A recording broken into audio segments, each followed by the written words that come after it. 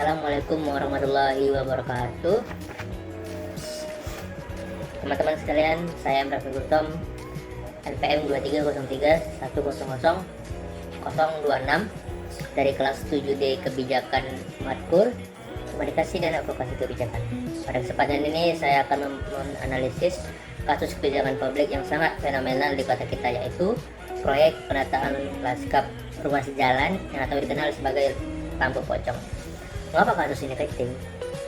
Karena pemerintah kota Medan sendiri akhirnya menyatakan proyek ini sebagai total loss atau gagal total, ya, dan memerintahkan pengembalian anggaran sebesar 21 miliar akibat pengerjaan yang tidak sesuai spesifikasi.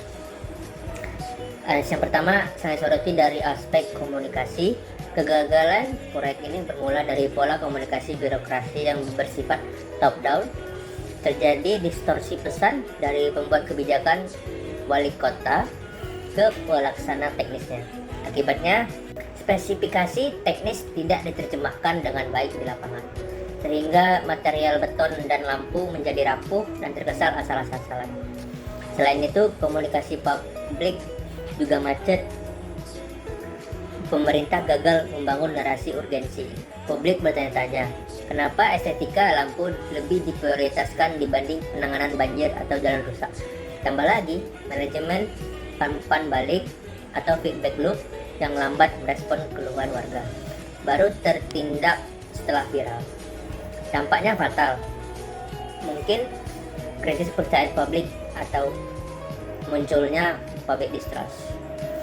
Analisis kedua dari aspek advokasi. Di sini kita melihat dua sisi mata uang yang berbeda. Di satu sisi, advokasi kebijakan preventif dari legislatif DPRD sangat lemah. Anggaran fantastis sebanyak 25,7 miliar lolos tanpa studi kelayakan yang matang. Namun di sisi lain muncul advokasi berbasis massa sebagai kontrol sosial. Karena pengawas resmi dianggap mandul, netizen mengambil peran sebagai watchdog. Julukan lampu pocong itu adalah bentuk framing negatif yang sukses menekan pemerintah. Tekanan publik yang masif inilah yang memaksa pemerintah melakukan advokasi hukum represif.